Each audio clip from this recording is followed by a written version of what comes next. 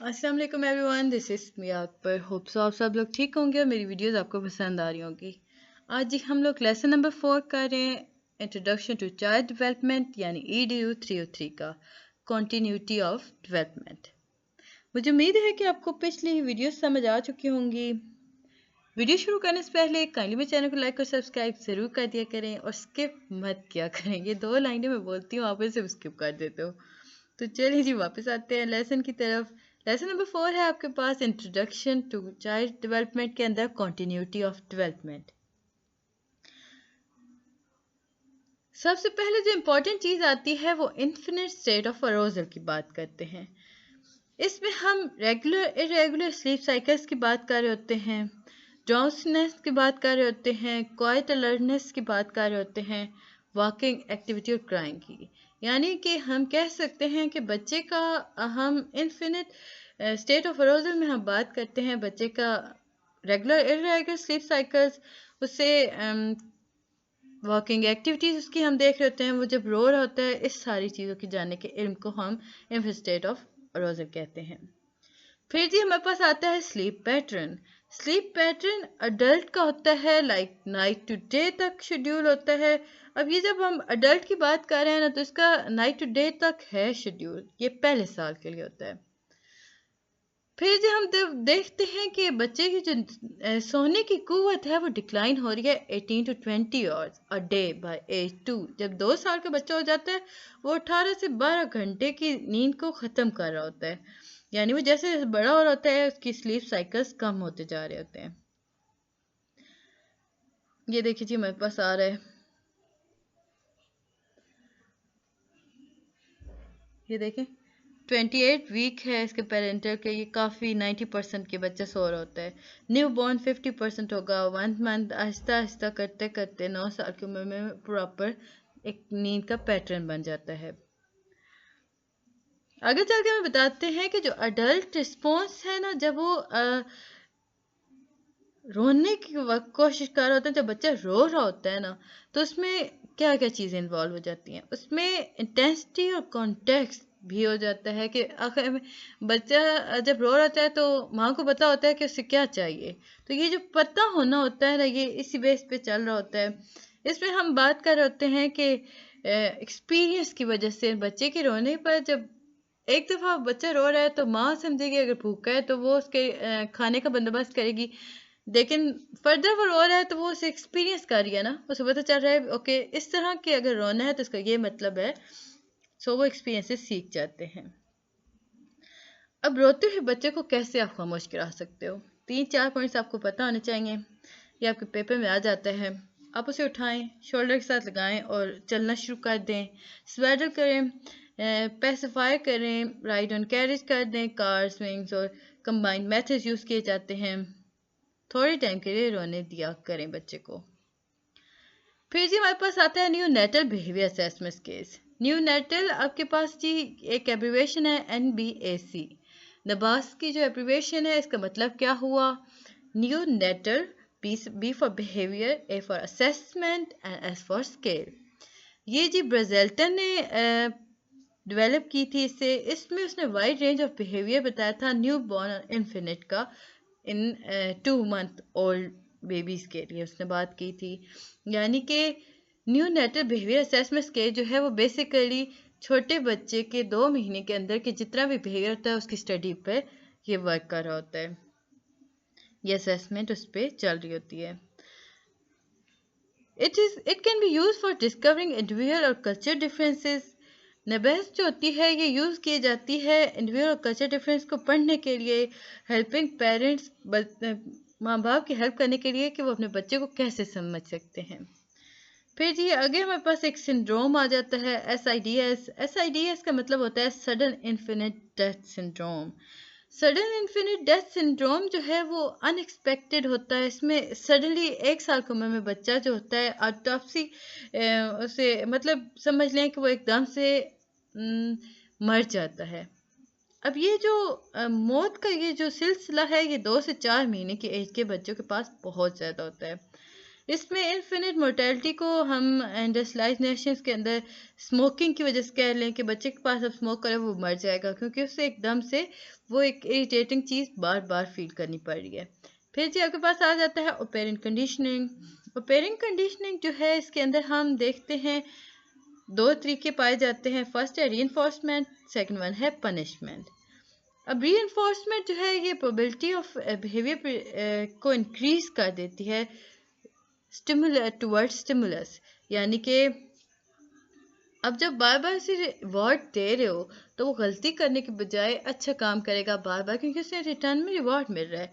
Punishment जो होती है ये रिड्यूस करती है probability of behaviour presentation punishing stimulus removing reinforcement stimulus, यानी कि एक वक्त आता है जब आप उसे पनिशमेंट दे रहे हो तो वो एक कहेगा ओके फाइन मैं नहीं करता क्योंकि पनिश तो मुझे हर हाल में मिलनी है, तो इस वजह से ये रिड्यूस कर देता है। इसके बाद ही आपके पास आता है इमिटेशन, यानी कि आप कहोगे कि जो न्यू बॉर्न होता है वो आसानी से बहल सकता है, इमिटेट हो सकता है, बनिस्बत जो ओल्डर बेबीज़ होते हैं उन्हें मुश्किल हो जाता है उनकी गिरफ्त करना। कुछ रिसर्चर्स होते हैं वो सजेस्ट करते हैं कि ये रिफ्लेक्स है, इसमें आप इमिटेट की जो कैपेबिलिटी है वो इम्प्रूव होती है विद द एज, और इससे हम लर्न करना आसानी से सीख सकते हैं। अगला आपके पास टॉपिक आता है मोटर स्किल डेवलपमेंट। तो इसमें हमारे पास दो आ जाती हैं। पहला है आपके पास कफेलोकार्डो। कफेलोकार्डो जो है ये बेसिकली आपका कफेलोकार्डल हेड टू टेल आपके पास होता है। इसमें आप कंट्रोल करते हो अपने head before arms and trunk, जो कि लेग्स के बाद आपके पास आई है, बिफोर लेग्स आपके पास पाया जाता है। थोड़ी सी इसमें डिटेल देख लेते हैं। जो कफेलो है ये बेसिकली एंशिएंट ग्रीक वर्ड है और इसका मतलब होता है हेड, और द वर्ड कॉडा जो है ये डिराइव हुआ है लैटिन से जिसका मतलब होता है tail. So the term cephalocaudal mean from head to tail. फिर जी हमारे पास सेकंड टर्म आती है प्रॉक्सिमल डोर्सल। अब ये सेंटर टू पेरिफेरी होती है, इसमें आप कंट्रोल करते हो हेड और ट्रंक, जो कि आर्म और लेग्स के बिफोर पाया जाता है। फिर जी हमारे पास आता है कम्प्लेक्सिटी ऑफ मोटर स्किल्स। आगे बढ़ने से पहले काइंडली मेरे चैनल को लाइक और सब्सक्राइब ज़रूर कर दें। वीडियो पसंद आती है तो कमेंट कीजिएगा। हार्डली आपकी 10 to 12 मिनट्स की वीडियो बन रही है, मुझे उम्मीद है कि आपको पसंद आ रही होंगी। स्किप मत किया करें, वीडियो को एंड तक देखा करें। मैं इतनी लेंथी बातें नहीं करती फिर भी आप स्किप कर देते हो और सब्सक्राइब नहीं करते हो। गाइस सब्सक्राइब किया करो, डाउनलोड ना किया करो, वीडियोस को देखा करो। देख मैं आपको कितनी मेहनत करती हूँ, रिटर्न आप भी कर दिया करें, थोड़ी सी लाइक बटन को भी प्रेस किया करें। Complexity of motorcycle.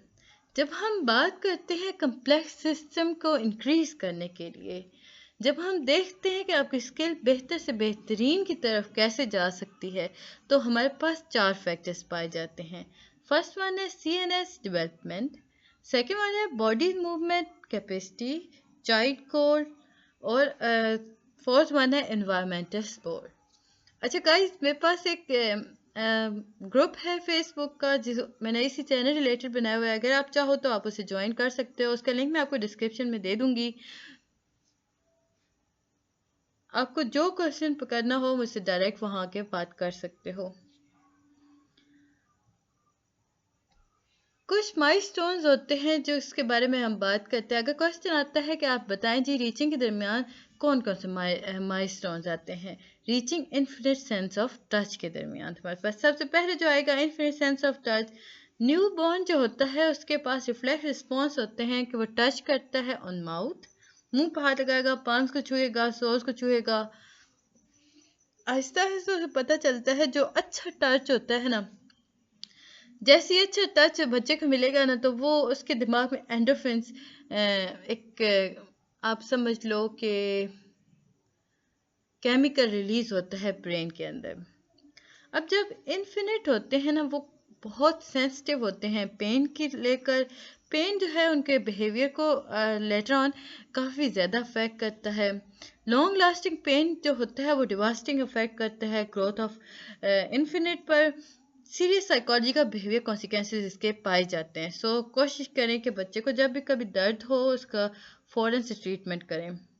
आराम से होल्ड किया करें, मतलब उसका ख्याल रखा करें। फिर जी सेंस ऑफ हियरिंग आ गया। बच्चा जो है उसके पास वाइड वैरायटी ऑफ साउंड होती है at birth, even before birth.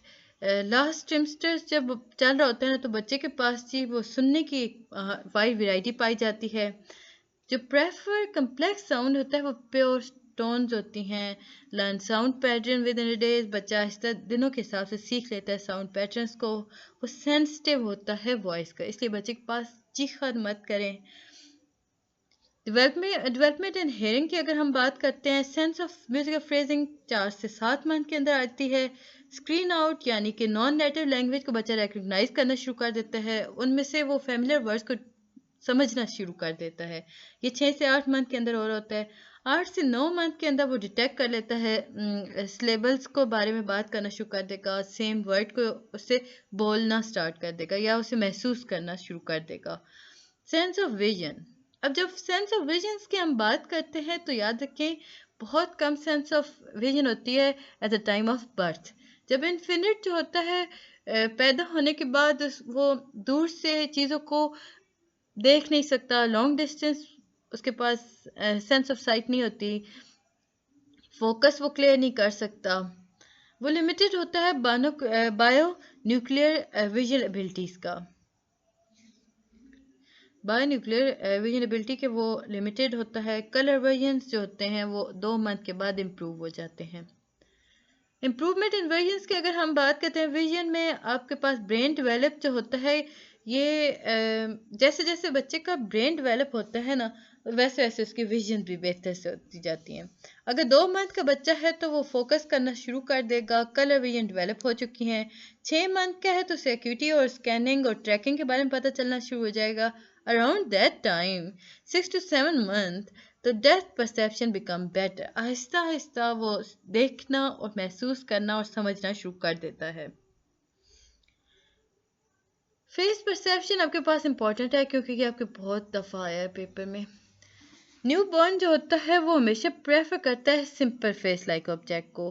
अगर हम पैनल बी को देखें ना, तो वो न्यू बॉर्न के नज़दीक इस किस्म का आ जाता है, वो फेस लाइक ऑब्जेक्ट को वो देखने की कोशिश करता है।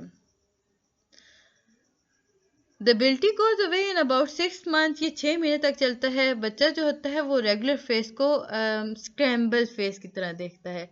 लाइक देखिए, अब ये उसने एक सिंपल सा फेस था, उसे उल्टा नजर आया, यही फॉर्म उसने, अब ये हमारे पास ऐसा आया ना, बच्चा बेसिकली इस तरह देख रहा होता है। आहिस्ता आहिस्ता जैसे जैसे डेवलप हो रहा होता है उसका विजन, वो होते होते कुछ इस तरह फॉर्म आ जाती है इस वाले चेहरे की। सो वो रिकग्नाइज करना ज़रा उसके लिए हार्डर हो जाता है। Size perception, first week of age have the ability to perceive difference in size, बच्चे के साइज में डिफरेंस आना शुरू हो जाता है फर्स्ट वीक से। सेकेंड मंथ में वो क्या करता है, वो मुख्तलिफ ऑब्जेक्ट यूनिटी को परसाइव करना शुरू कर देगा। बर्थ की अगर हम बात करते हैं तो सबसे पहले मॉडल सेंसी परसेप्शन हो रहे होते हैं। 3 to 4 मंथ के अंदर वो मैचिंग साइट्स और साउंड्स करना शुरू कर देता है, ये MCQs वाइज इंपॉर्टेंट था। और 5 और 6 में वो डार्क कोऑर्डिनेटिंग साइट्स और टच को शुरू कर देता है किसी भी ऑब्जेक्ट को। फिर जी आपके पास आता है differential theory. Differential theory basically जो थी, ये इन्फिनिट के बारे में बात की गई थी, इसमें कि वो इनवेरिएंट फीचर्स एनवायरनमेंट के कैसे हैंडल करता है, क्या वो स्टेबल रिलेशनशिप बिटवीन फीचर्स को कायम कर सकता है या नहीं। लाइक विजुअल पैटर्न्स हो गए,